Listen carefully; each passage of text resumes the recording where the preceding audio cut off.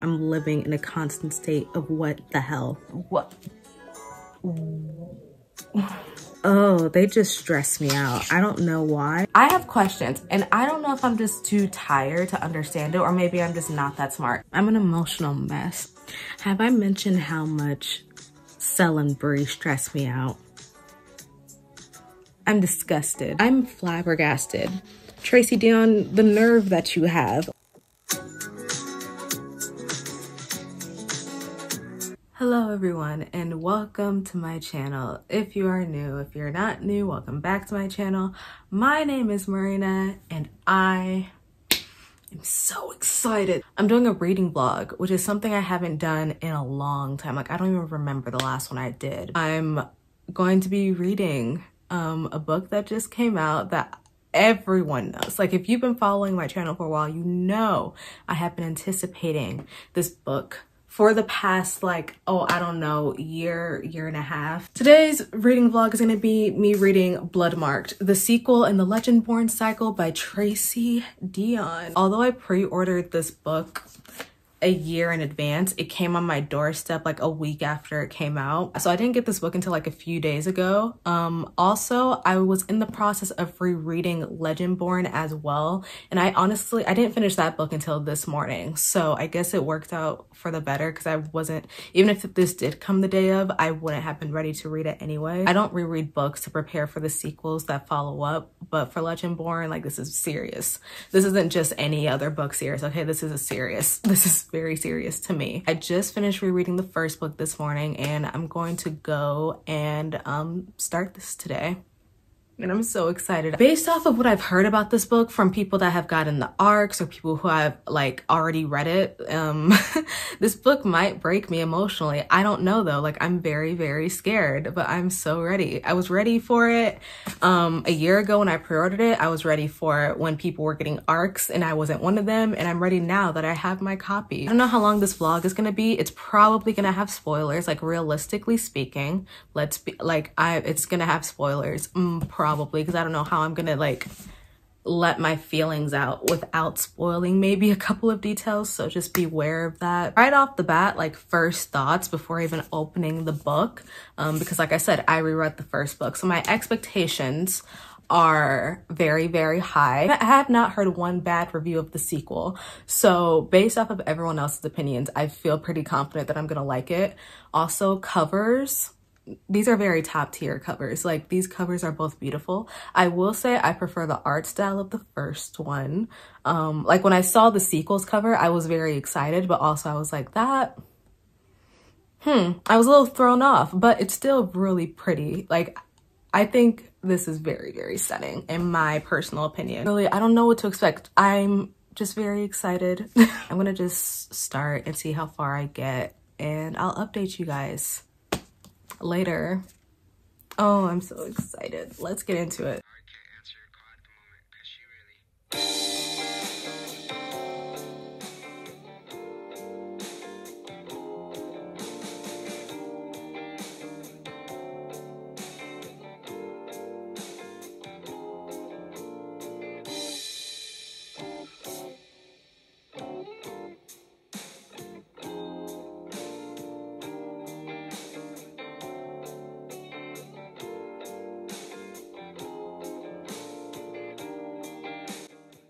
Okay, hello, it's days later and I have been reading. I'm not even halfway into the book. I'm on chapter 24, so like let me show you how far I am. That much. It's not even half. This book is long as hell, guys. This might be a long video, I don't know, but last time I updated was Saturday. It is currently Wednesday. It is the day before Thanksgiving. The reason why I haven't been recording my reactions to stuff is because I feel like a lot has been happening at once, back to back, and I'm mostly reading this book when I'm outside of the house in public, and you guys know how I feel about recording in public. It's just not my thing, but there's a lot that's been going on. I need to talk about it, okay? Okay, so I knew I wasn't gonna like the Regents at all. Like from the first book alone, I knew that they were some sketchy people. And I knew because the order is based off of like white privilege and racism, that I knew that that was the reaction they were gonna have to Bree being the Scion of author. My issue is I don't really know what's going on now. I'm at the part now where the plan now is to just get Nick. And that's been the plan since the beginning, but now it's like the actual plan. Like they've escaped from the Order, the Regents, and now it's just Alice, Cell, Bree, and William. I can't believe I forgot William. That's my baby. I love William. It's just those four now against the world. And I'm kind of just like, how did we get here? I feel like so much happened in 200 pages and I'm not even halfway in the book. Like, I don't know where this is gonna go. Those 100 pages were a story in itself of Bree being trapped by the Regents and being mesmered over and over again for days against her will, having to escape, the whole entire escape plan that Alice was involved in. Like, I feel like I just read a book within itself. I have questions and I don't know if I'm just too tired to understand it or maybe I'm just not that smart. Can someone explain to me why the Regents are trying to kill Nick? Because I reread the page where Cell is explaining why they're trying to kill Nick, but I still don't understand. I don't know why they're after Nick.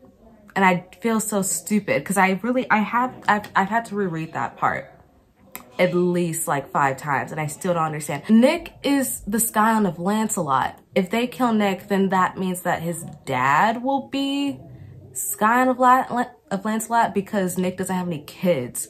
So then what's that end goal? Because Nick's dad is obviously the bad guy, well, one of the bad guys here, and the Regents know that. The Regents know that he's the reason why all the shit went down in the first book. So I'm just a little confused. I don't know why the end goal for the Regents is to kill Nick, and I feel really stupid. But all I know now is that we're going to go save Nick, and that's kind of all I care about. That's kind of all I really want. I also just finished the chapter where Cell and Bree had an actual conversation. I've been waiting for this since like 200 pages ago, so I'm kind of satisfied. It was a conversation of nothing yet everything all at once, just like how all of Bree and Cell's conversations kind of are. But I've been wanting them to just like, because there's been tension and not a good kind of tension with them, and I just need them to make up. I'm on part 2 of the book. Part 2, it feels like we're finally getting connected with wherever Nick is. The fact that they can connect through dreams, I don't know how the magic system really works. I'm gonna be honest. The way that it's explained makes sense, but doesn't to me. I don't know how Bree is communicating with Nick through dreams, but I'm also not gonna question it. I'm just gonna let it do its thing, you know? Like, I'm not mad about it because I like Nick. Great that him and Bree reunited. I loved that. However, I just need a little bit more conversations with Bree and Cell, like a little bit more, because whatever's going on with those two, we gotta nip that in the bud. We gotta get that figured out. Because although people ship them, and I get it, kind of, I think that their friendship that they made in the last book was too good for it to be wasted in this book. Like, let's make up, let's hug it out. Be friends again. I don't know. Oh, fuck Tor.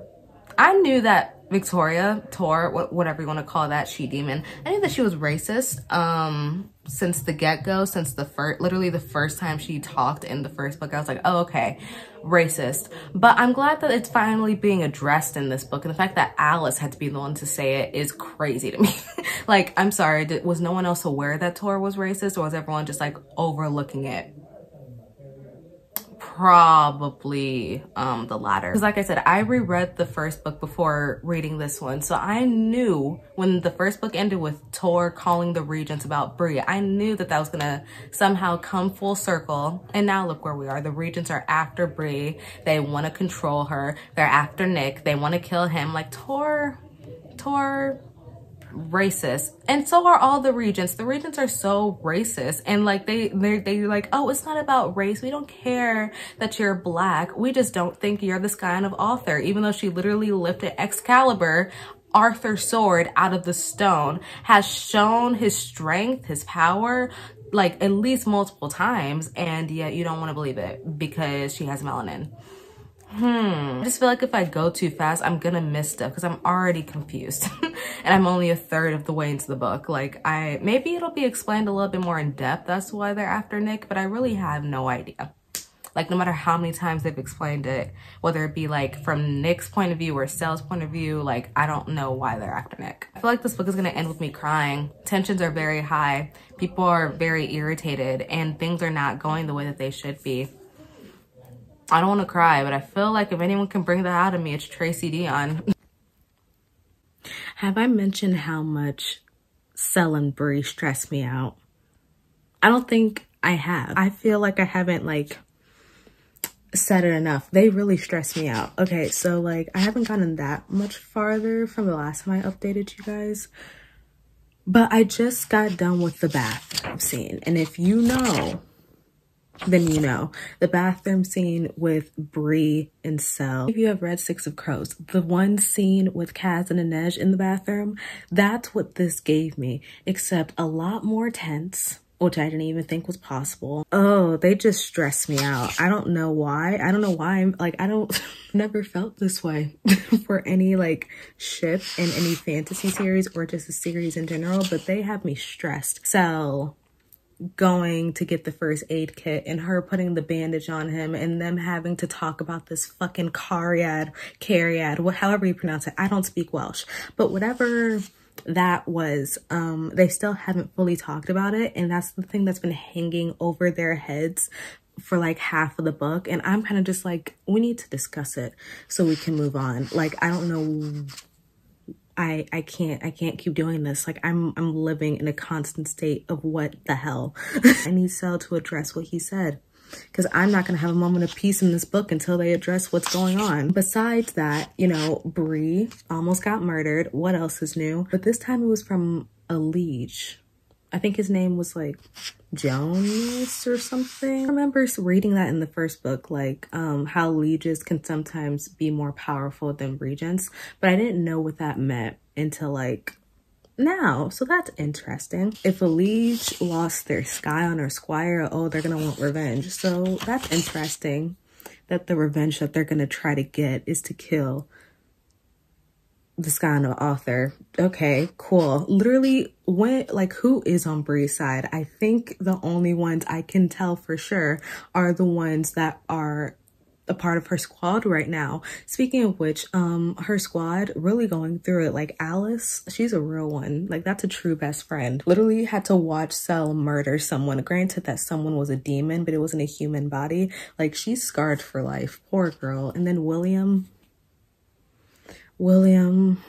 he has my whole heart. I just want to jump in this book and give him a hug. You can tell that he just really just wants to heal people, and his power literally makes him do the exact opposite, which is tragic, because in every single scene so far where he has had to like inflict violence, you can tell that he's just so not comfortable. Like, that's not his element. So every time it happens, I feel so bad for him. You know, they're going through it, but it's a squad nonetheless. Like, these are the people that Bree needs to surround herself with right now, because at this point, I don't know who to trust. I feel like every time they come into contact with someone new, I'm just like, you're sus until proven otherwise. But yeah, that whole entire bathroom scene made me like, I had to take a break, and it's a mid-chapter, and I hate stopping mid-chapter, but I think I'm gonna have to like take a break. These two have me stressed out. And here's the thing, I don't really do love triangles like that, but this love triangle hits different. I don't know what it is about it, especially because it's with two white men. But I can't make the ship not sail, you know, like I can't make the ship not hit right, you know, like this ship hits, and I don't know what it is about it. And I like both Cel and Nick. I like both of them. But whatever is going on between Bree and Cel, this is different. This is something else. Like, the way that Tracy Dion wrote these two and their chemistry and their bond needs to be studied. Because yes, technically Bree has more of a bond with Nick because of the whole Arthur and Lancelot bond thing. But this with Cel, this is something beyond. I can't explain it. Literally every scene they have together makes me break out in a sweat. It's like, it gets very serious. Like, I was sweating. This is ridiculous. And nothing even happened, almost. I did not think that one scene at the end of Legendborn would be wreaking this much havoc into the sequel, but yet that one fucking word has them like not even, they can't have a normal conversation ever again. I need Cel to be like, speak up. Say what you wanted to say at the end of the book. Say what you mean. And I need Bree to address her feelings, because you know what? No one likes a love triangle, but at this point it needs to be addressed. Whatever these feelings are. Because I'm stressed and it's not fun being stressed. Hi, it's the next day. As soon as I woke up, I decided to read.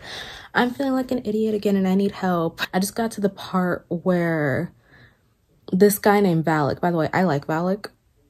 Might be getting ahead of myself, but I do like him. I think he's kind of cool. Very creepy, but cool nonetheless.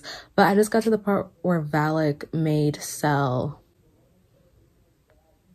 reveal himself. I don't really know. It's been revealed that Cell has been mesmering Bree in some way, shape, or form. I don't know. I'm so confused. Don't know where this came from. I thought things were going well. So he's been mesmering Bree into her thinking that he's all good and dandy, when in reality, because he hasn't been, you know, fulfilling his oaths, his demon blood is taking over or something like that. Okay, fine. But I don't really understand when the mesmering happened. Or like, if he's been mesmering Bree, does that mean he's also been mesmering Alice and William? Like, that has to be the case, right? I'm so lost, because I thought those little like cuffs that he had, that Erebus gave him, I thought that those could stop his aether. But I guess mesmering isn't aether. Not really. I don't know. I'm so confused and my head hurts. It's too early for my head to hurt. It's 10 o'clock in the morning. I'm flabbergasted. Tracy Dion, the nerve that you have. I'm on chapter 34. I still have about like this much left of the book. Like, it's not that much compared to the rest of it, you know? So I feel like I'm probably gonna finish this today. Today I don't have work or anything. It's a Saturday, so I have all the time in the world today to finish, but I don't really want to. Like, this is making me irritated. I understand where Bree is coming from of her anger. Like, I totally understand. Like, she spent days getting brainwashed and mesmered at like day after day at the Institute. So I understand why she's mad at Cell, because she feels like she can't trust him. But Cell, I'm just like, he's been just walking around acting like everything's fine and dandy for, I don't even know how long like time has passed since the events of this book has started, but like days.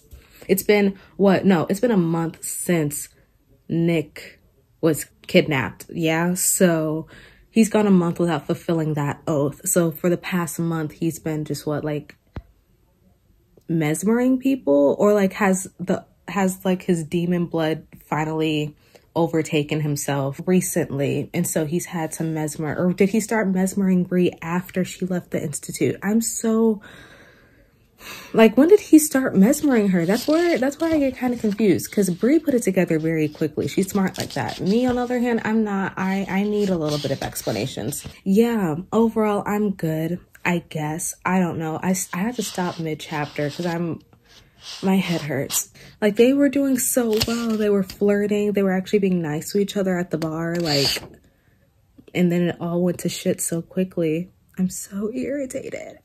So I got an answer to all the questions I had in the clip before, but now I regret even asking them. I'm trying to get myself together because I'm a wreck. I need a break. Yeah. Got to the part where Cell explained himself. I'm an emotional mess. I haven't cried yet. I feel like I'm like so close to finishing the book. I feel like it's gonna come eventually, but right now, I don't even know what to say. I don't want to feel bad for him. I kind of sort of do, but I'm very angry at him. Found out that he was just doing it to Bree. He wasn't doing it to anyone else. Alice saw it, William saw it, literally everyone saw it except for Bree. This is why I have trust issues. I'm disgusted. I'm so happy I reread the first book before getting into this one, because so much makes sense now. Because when Nick was mad at Cell for the way the second trial went down, I was like, oh, okay. It's because he was about to murder Bree. Duh, of course he's infuriated. But now that Cell explained it further, I'm kind of just like, damn, that's crazy. But I do feel bad for him. Like, I don't know what to say. But here's the thing, right? I can't really be mad at Cell. Not really. Because it's a very fucked up situation he's in as a king's mage. You know, like he was basically forced to be oath to Nick forever, like for as long as Nick lives. And because of the whole abatement thing, it's not going to be forever, but it's going to feel like until they die.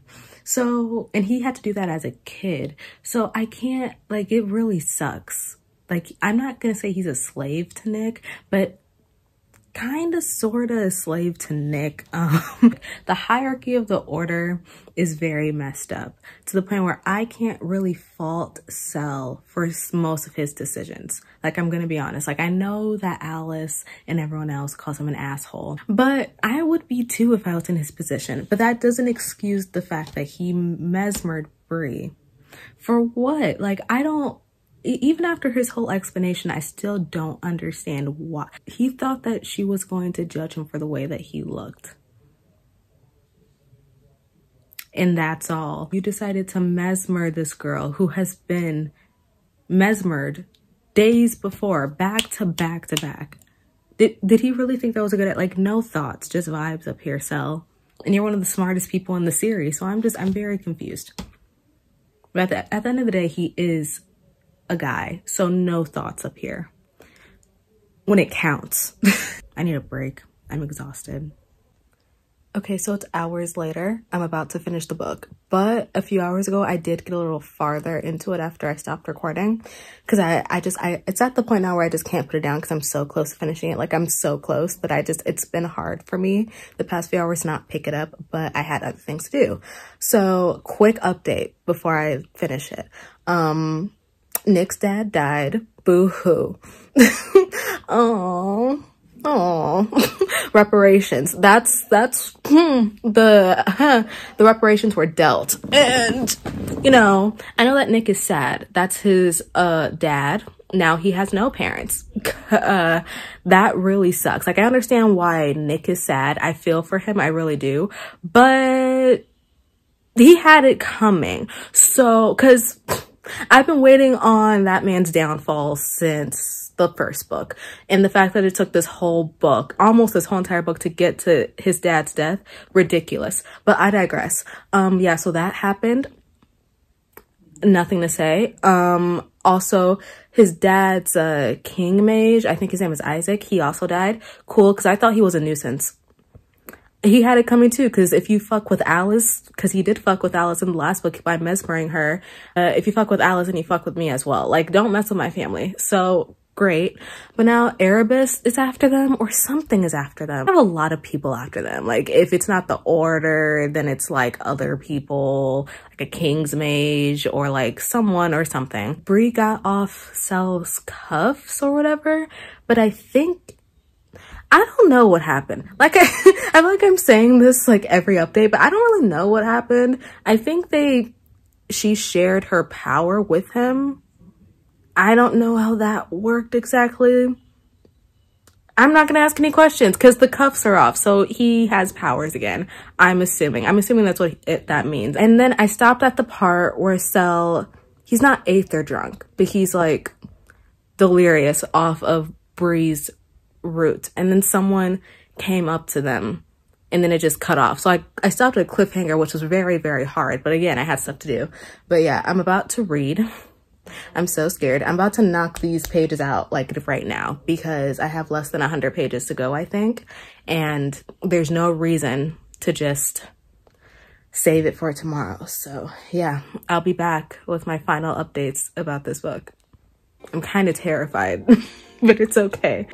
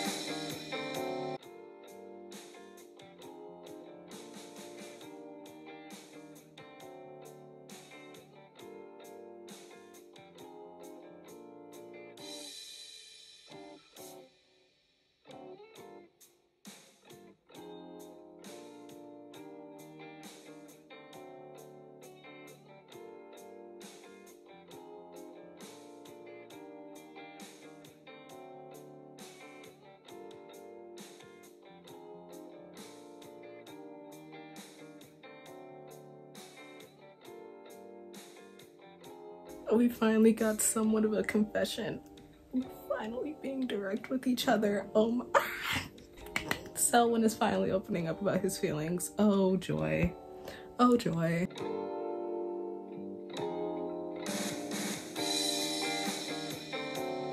It's happening. No one move. No one move. Oh my god. Give me a second. I need stop. I don't want to spoil it for myself by reading ahead. I'm gonna do this. No. No. Let's no. God damn it. Okay guys, false alarm. No one was direct in that interaction. Not really. No feelings were admitted. Not really. These two are gonna give me a headache. I swear to, oh, I swear to God. Oh my God.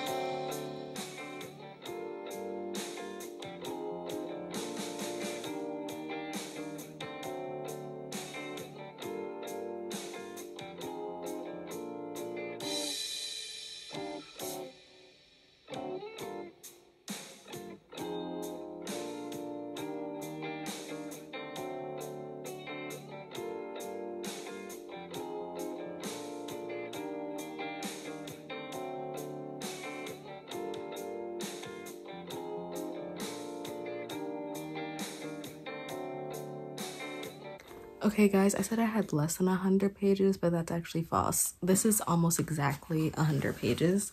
Like, this is where the book ends. This is 551, page 551. I'm on page 444. Now, I'm not gonna say I'm not gonna finish this tonight. That's false, but I might save my review for tomorrow because I imagine that I'm gonna be so tired that I'm not even gonna want to do a review by the end of it. So yeah, I'll continue reading, but I'm probably not going to update you guys until the next day. But so far, so great. I finally understand the title because I was wondering when it was going to come up, like, what the hell does Bloodmarked even mean? Why does Bree always have to struggle? Like, let my sis breathe. I swear, like I mentioned before, if it's not the order following her, then it's some demon from some bargain that her ancestor made. Like, I'm tired for her. I'm tired for this whole group, which is why I'm glad that they're finally like taking somewhat of a vacation. Like, I need to breathe. I know that something's probably gonna happen, but I'm just glad for this little moment of peace. Like, I need my family to breathe. Like, this is truly my family.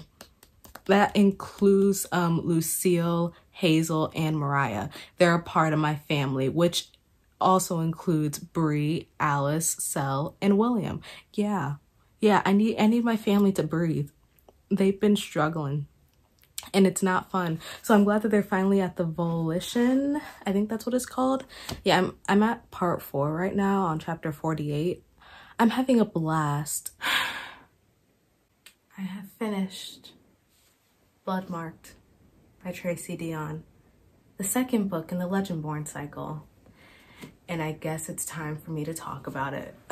Not gonna lie, I kind of wish I recorded my review last night because now that I've slept on it, I think I kind of just blacked out after. But I'm gonna go off of like the review of the whole book and then talk about the ending and how I feel about it from what I remember. I remember the parts that I want to remember. Everything else that happened that my heart still can't take, I think I truly just like wipe that from my memory. So this review might be bad, but that's okay.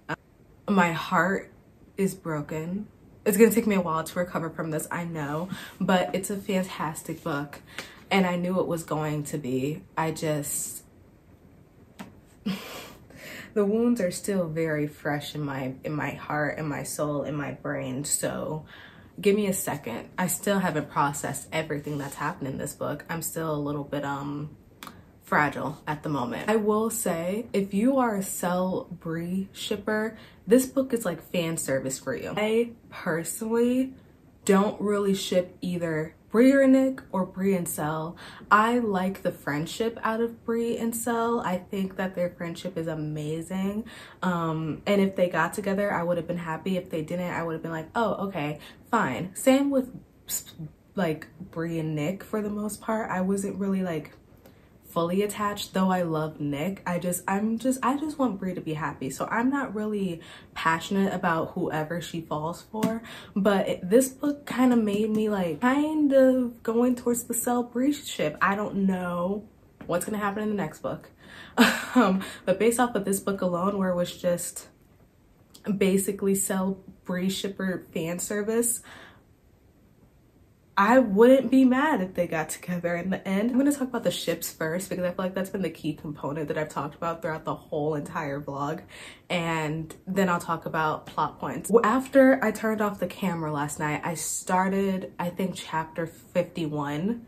And I wish I kept recording because that chapter might be my favorite one in the book. That chapter had the dream sequence where Bree was in Arthur's dream and she brought Nick and Cell with her, and it's been I had to read a whole book of them not interacting, like not all three of them interacting at the same time. So the fact that they got that one moment, all three of them together, and you really got to see how much each of them care about each other, oh my god, it was definitely my favorite chapter in the book. Okay, this is later, Marina, because I've been thinking about this book and I totally forgot to mention the part of the book where Bree got to speak to each of her ancestors to figure out how to channel her roots in self-defense. When she got that moment with her mom, oh, that's when I cried. That's when I was bawling it wasn't long enough in my opinion. I know that she had to talk to each of her ancestors to get to Vera, but I would have liked at least 3 pages with her mom. Like that, I was in, it was catastrophic for me. One of the best parts of the book, in my opinion, that and like I said, the scene with Bree, Cell, and Nick in Arthur's dream.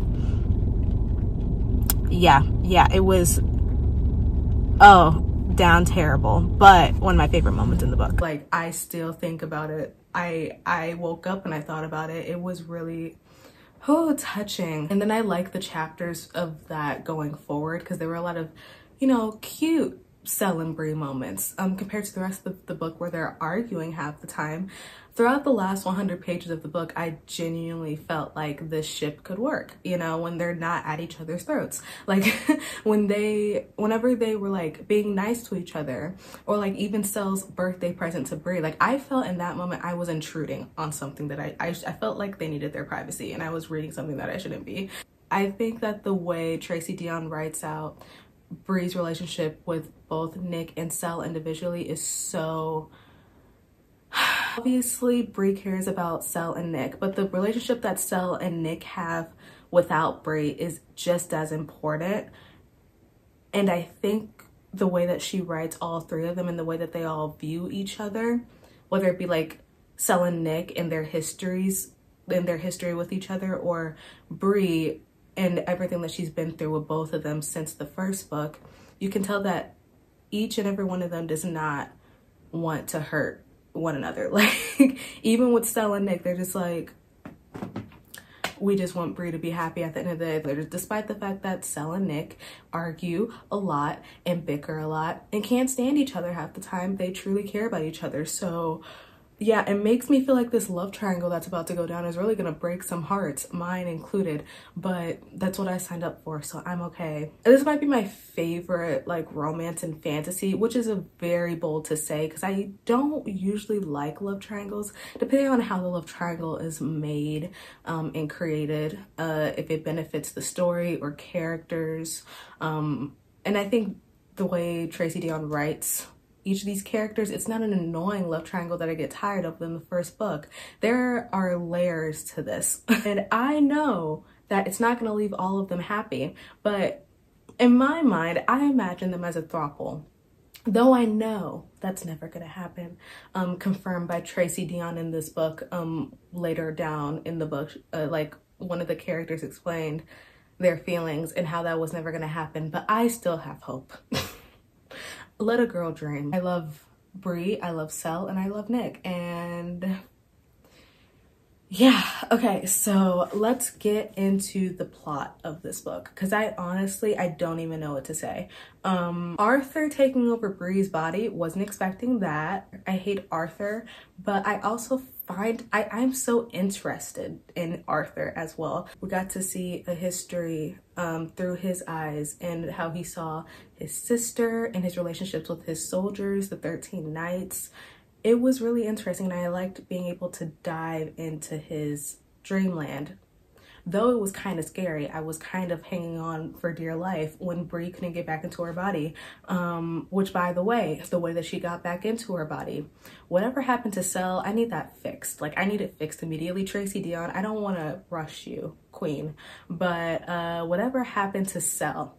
And I'm not gonna go into real specifics just in case you really haven't read the book, but I feel like this is already spoiler filled. But Tracy Deonn, please fix whatever's going on with Cell quickly. Like, I'm talking like make that the first key component in like the first few hundred pages in the next book, okay? Like, I need that fixed because now I'm scared because I know that he did it because he wanted to save Bree.